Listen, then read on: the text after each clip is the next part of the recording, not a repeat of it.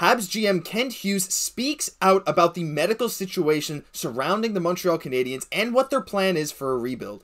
We'll be talking about that, plus the Laval Rocket clinch a playoff spot, and a different Habs prospect is heading to the World Championship. You won't want to miss anything we have to say on this edition of Habs Digest.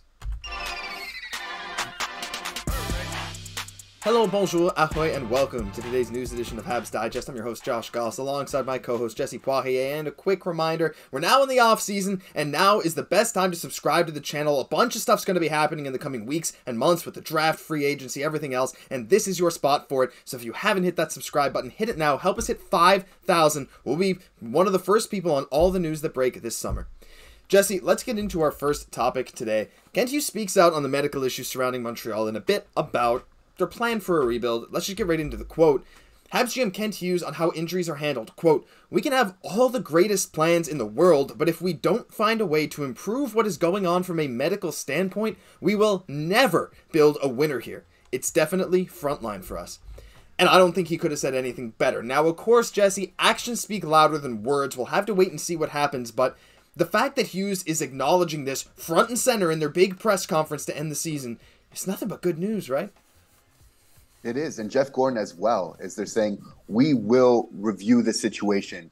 And I think part of them saying, you know, they did mention as well that it was bad luck, and I would agree. Part of that is part of the equation, you know, going back to last year as well.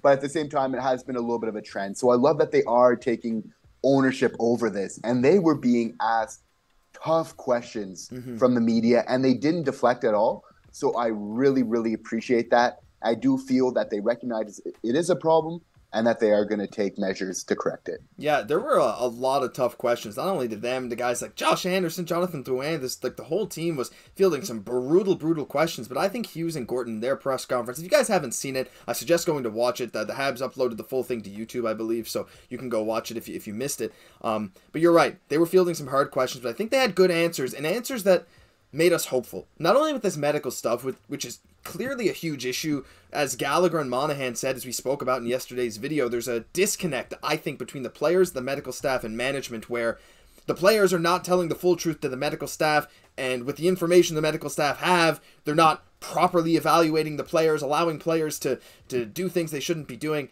But not only that, Jesse, which is something that we really need to be careful about, he also shared this. I'm not going to read the whole thing. It's a lot of text, big wall of text. I'll cut, give you the Spark Notes version. He basically said that he believes that the Montreal fan base is very educated, and they don't just see in hockey terms in terms of wins and losses, but he thinks the style of play is a big thing.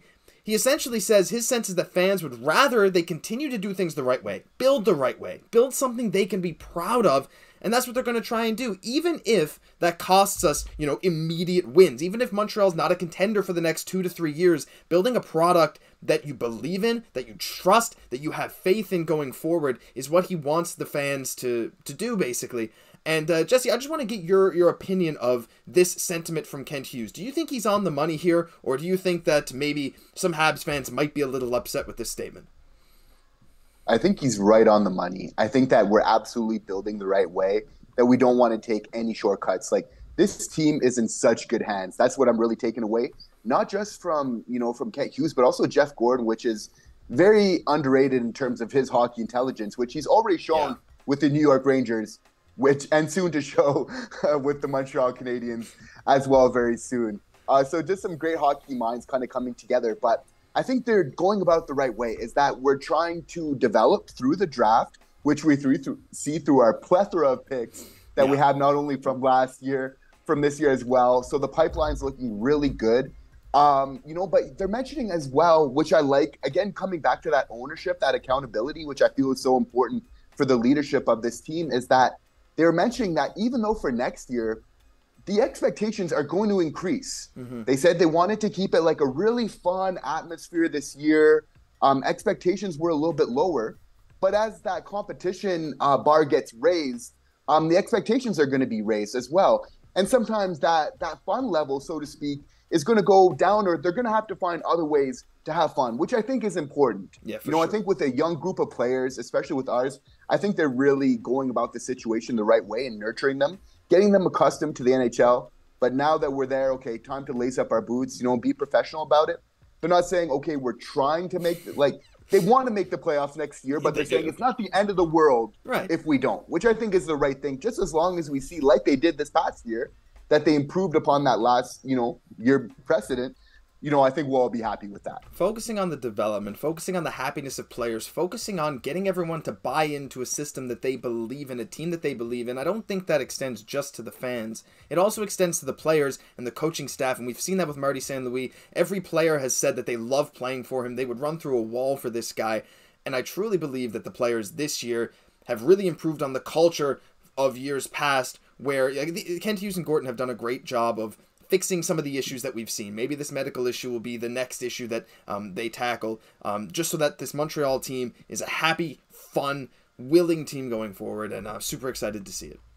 Topic 2, real quick, the Laval Rocket clinch a playoff berth, as we're on the topic of young players, Jesse. I think this is just so awesome. Of course, the Habs sent down a lot of guys, I guess, Ylönen, Frederic Allard, Joel Teasdale, Caden Primo, Harvey Pinard, Ylönen, whatever, all these guys.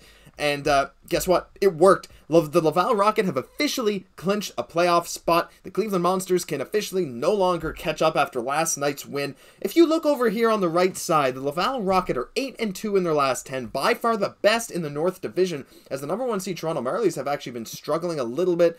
But the Laval Rocket making the playoffs is a huge, huge thing. We're not sure if they'll face Rochester or Utica yet.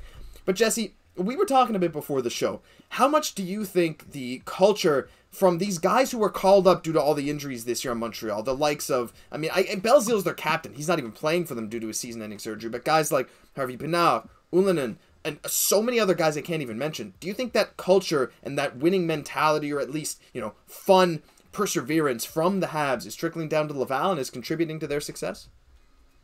Absolutely, and just all that experience. So again, having all these injuries, while it wasn't the best for us, in a year of development, it did give a chance for a lot of younger players. Mm-hmm. And it's so nice to see, RHP, Ylönen not just having success at the NHL level, but then also going to the AHL and having a huge effect. Like, this is a big deal for us for getting into the playoffs, for these young players to get more experience playing, important hockey is huge for their development. In fact, there's nothing more important than that right now. So the fact that we had a plan, that we executed it, that it went well, that these young players are thriving is tremendous to see for this organization. Yeah, and I think saying, Harvey Pinard's having success is putting it lightly. That dude's smoking the AHL, and that's exactly what you want to see, right? When guys are playing that well in the AHL, they should never, ever go back, and I don't think Harvey Pinard is going back.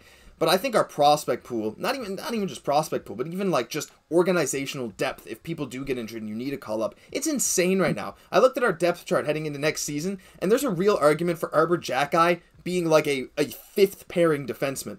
And that's insane because he proved he could stay at the NHL level. And even these forwards, someone like RHP before the season probably wouldn't have not even have been considered to be called up and was playing first line for half of his time with Montreal. So I think the effect that the Habs are having on these guys is huge. It's clearly affecting the Laval team. Primo is on fire. We'll be keeping you guys updated as Laval makes their way into the postseason.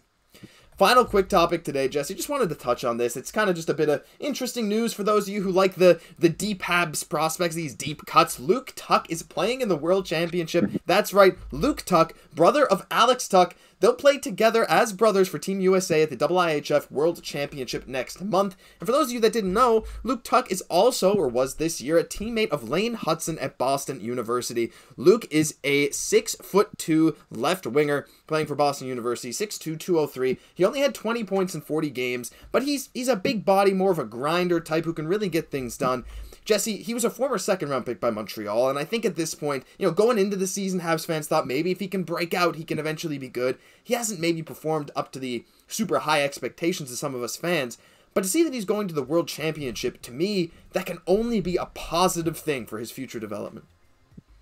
Absolutely. Who knows what's going to happen, right? You never want to rule out these players that have that hockey pedigree, whether it's, through a brother, whether it's through a father. We just see so many examples, right, where it's often a safe bet, and often many draft picks have been selected just based off of that sort of lineage because it's proven to kind of come true now. Like you mentioned, his future is still up in the air, but it's still under his control, and he's going to have an opportunity at this tournament to kind of show out with his brother.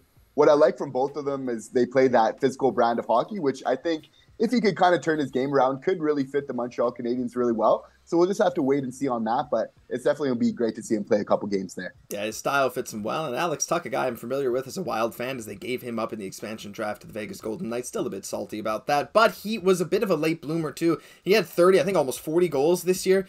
Alex Tuch has really put it together, like, as his career has gone on, and why can't the same thing happen for his brother? I mean, who better to learn from than a guy who plays very similar, a guy who has the same bloodline, a guy who, you know, plays the same way. Like, I feel like it's a great thing. So maybe that chemistry, once you get, sometimes players just need one little thing to click for them to take their game to the next level. So not saying I think that's going to happen for Luke Tuch, but it's worth keeping an eye on. That'll do it for this news edition of Habs Digest. If you enjoyed, leave a like, comment, subscribe to the channel. Help us hit 5K. This is your hub for Habs news come the offseason, so we hope you guys stick around. I'm Josh Gosse for your co-host, Jesse Poirier. We'll catch you in the next one.